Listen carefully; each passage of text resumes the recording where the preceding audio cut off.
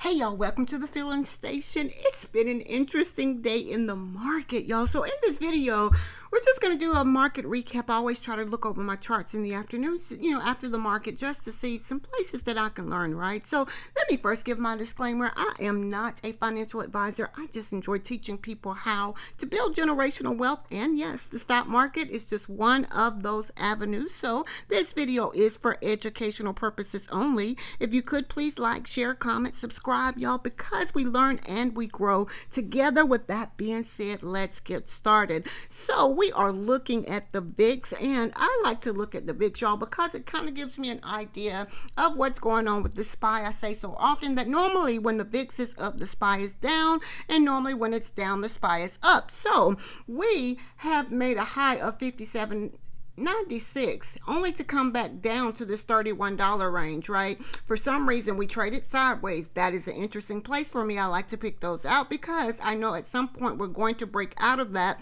to the upside or to the downside. I don't move until I have a signal as to which direction it's going, right? Now, the VIX chose to go to the upside from this gathering spot here. What was interesting is that we got rejected here at this 54.64, which is at that's back in March of 2020.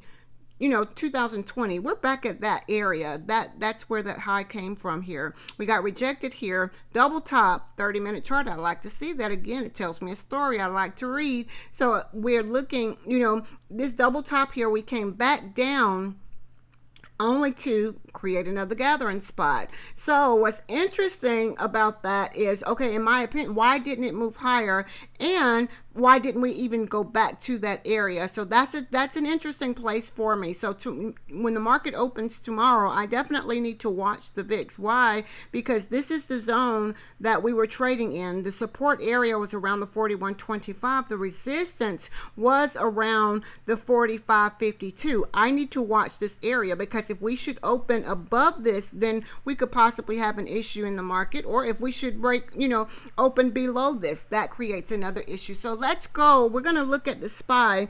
But as of now, if the VIX should open and, above this 45, I would say 45.90 area, we could possibly have some issues in the market again. And let's go look at the SPY just to see where we are. And let me give my disclaimer right now. I know that my SPY charts are very congested because I've been charting the SPY for a few years now. And it just kind of helps me out to know where my possible trouble places are, right? So that is my disclaimer for the SPY. So again, this is yesterday. This is a prime example of waiting on, that gathering spot. We created a gathering spot here. I noticed that, during the market, when the market first opened, my ORB high and low, which is the first 15 minutes of the day, is automatically generated on my chart. We were kind of moving and trading in a very tight zone. So when I see that, it kind of gives me something is wrong, right? Or there's going to be a strong move, and this was that strong move. So based on that, we went to the upside only to go sideways. And because we went from a $500 to a $548 area for the SPY, which on average now is moving about $22 per day. That is the average, the ATR as of now. Now, what's interesting about the SPY is how we went sideways, came down, came off of this I think around the 536, let's say 539.32 area, only to come back down to this and give us a double bottom. So that's going to be interesting. That double bottom here back to the upside. We got rejected at the areas that I kind of knew that we possibly could.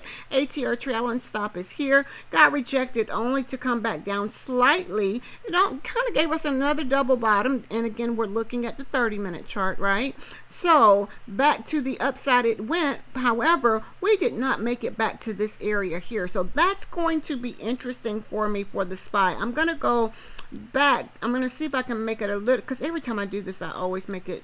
Yes, there we are. So if by chance we open tomorrow, y'all, I don't like to predict the market. I always say trade what you see. You saw what today's day. We went sideways only to come down, give us a double bottom, back to the upside, came down slightly only to go back just a little. So we have to be careful. Now, If by chance the SPY should open tomorrow above the 529.91, I would be, definitely watching that area. Why? Because it is the ATR trailing stop, and in my opinion, it is a strong resistance or a strong support. In this case, it is a resistance area. The SPY got rejected here, and we did not go back higher. So I need to watch the SPY to see if we're going to open above this 529.91 area. That would be an area that I would watch. And should we break that area, we could very well, move back to the 532.26 and breaking that, somewhere around the 534.03 area. Now back to the downside. Let me go back. See, what's interesting is these two candles here.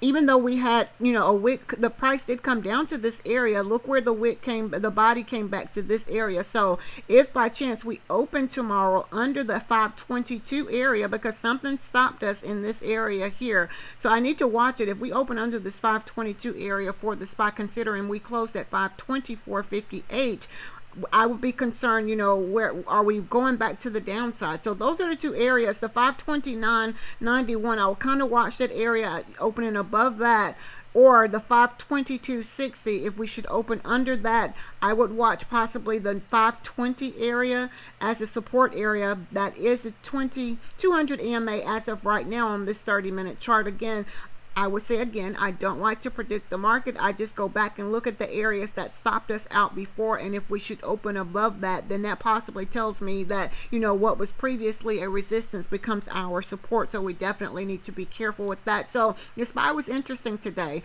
only to, go sideways and then come down, find some support, move back to the upside, get rejected a little bit. And what I normally see with this SPY is normally if we're moving back to the upside and get rejected here, it tends to come sell off just a little bit, but at the end of the day, 3:45, closer to 4 o'clock, it seems like we have this move back to the upside. So if you're trading the SPY, I say so often, y'all, just trade what you see. Trade carefully. Make sure you have, whatever plan that you have before going into the trade. Make sure you have the discipline to execute that. Make sure you understand where your support and your resistance is, because that is very, very important. That's why we have so many different places here. Again, it works for me. So let's go look at Tesla, and just to see where we are. Tesla is Tesla. I say that so often, y'all. We closed at the 252.40, and what yesterday it did the exact same thing as far as moving in a very tight range. So I kind of anticipated some type of move. I did not realize or did not know that it was going to be this strong of a move for Tesla to go from a 232 area to a 276.87. That's just Tesla, right? But it too went sideways, and we came down. Let me see if I can make that. We went sideways here only to come down, and y'all see we're back kind of like in the area that we knew that we could possibly have trouble around that 240 area, and that's exactly, yes, price did break down here, but look, it's really close to a line that I have already marked. That's why I have so many levels marked for Tesla, because I kind of want to know where my trouble places are, right? So again, coming off of this, decline right here, we found support here and moved back to the upside. I drew a channel as I did with the SPY, because I noticed that, we were trading in this zone, and I'll go to a smaller time frame in just a moment to point that out. So looking at Tesla, for some reason we had trouble around, let's say this line was around the 256.33. For some reason we had trouble in that area. So if by chance we open above that, that tells me that we've broken through a level of resistance, and it's now our support. So I definitely need to watch Tesla at that 256.33 area. If we should break, above that, just know around the 258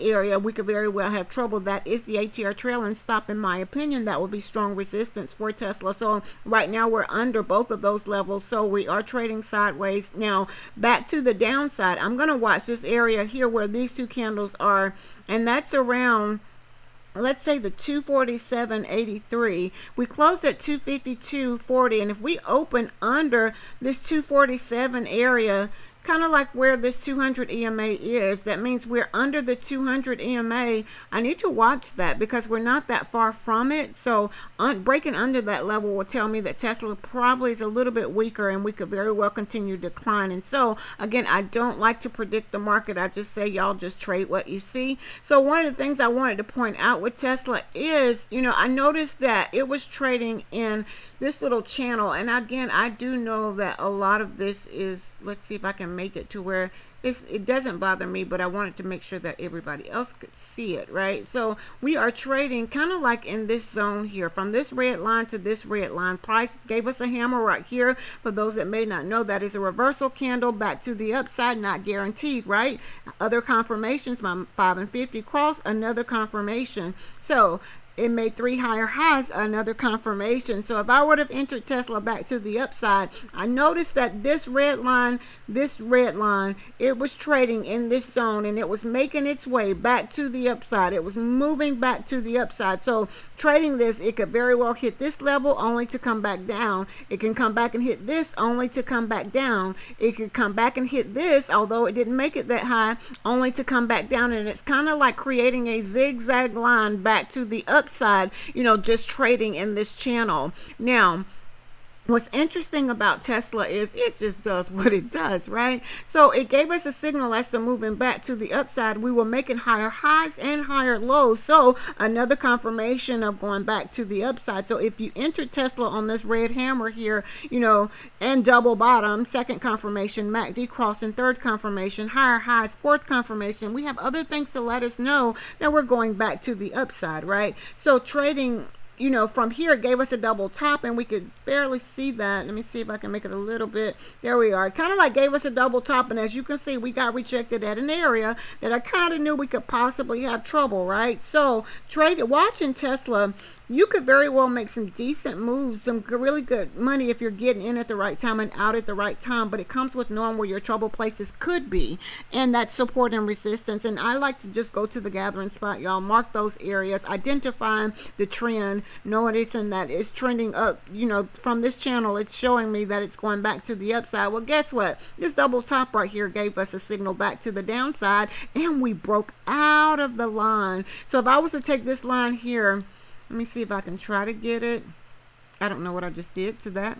Okay, so if I take this line and extend it just a little bit here, which I'm going to delete this anyway, but if I take this line and extend it, and as you can see, we broke out of this area here. So that means we have broken structure, in my opinion. Let me see if I can make that a little bit, just a little bit. I need to make it a color that I normally don't. Okay. So because we broke out of this, we have broken structure. Normally it was going up, down, up, down, up, down, and it was making its way back to the upside. Well, guess what? This time we broke through that. So I need to watch this definitely because it's created something different, right? So if I would have entered Tesla to the downside based on breaking the structure, making lower lows, which we did make lower lows here, I knew that we could have support in this area. Even if I would have entered the trade, I could have scalped it back to the downside. But as you can see, y'all, this ATR trailing stop, in my opinion, is very strong support or resistance. I say that a lot, right? I'm going to see if I can make that a little bit bigger. So we came down to this area here, bounced off of that only to go back to the upside. But look at that candle that it created, y'all. Only Tesla does those things like that. We created a double bottom here, so MACD gave us a crossing here. So if you could have scalped Tesla back to the upside, even coming out of this channel back to the downside, back to the upside, if you are a scalper, that means you get in and out very, very quickly. Small profit equals big gains. I say that so often. So yeah, Tesla has been an interesting day, and it's just been an interesting day with Tesla. So again, if you're trading Tesla tomorrow, I would definitely watch it, above the area that we possibly had some trouble around the 256 area for, resistance and support. If it's, around the 247 area, breaking that level, I would be concerned. Not really concerned. I say trade what you see. Those are areas that I would watch. Again, not financial advice. So I'm going to go to Apple because y'all see it. The chart for Apple kind of looks like the SPY, kind of looks like Tesla. Now, right now, Apple is moving sideways and has been. It kind of like did the same thing Tesla did. It came down, gave us a double double bottom only to go back up to go sideways, right? Now, levels that I would possibly watch for Apple is this is the high here. The high of this candle was around 192.80. If by chance, we open above that level, that means we have broken through a high. So I will watch it above 192.84, 192.94 area. If we should break that or open above that, just know that 194.11 is the ATR trailing stop. So we could possibly have trouble really close to that area. So if you're trading Apple, I would definitely, watch those areas if we should open again above the 192.90 area. And if by chance we open under, this is the low here of 187.83. If we open under that low, then I would think that we possibly could have trouble, considering we closed at 190.42. So those are the areas that I would kind of watch for Apple. Again, I don't predict the market. I just look at the charts and see what the charts are telling me, and I trade what I see. That's basically my style of trading. Is I say trade what you see. I always try to go back and mark my support and my resistance and try to mark those levels. And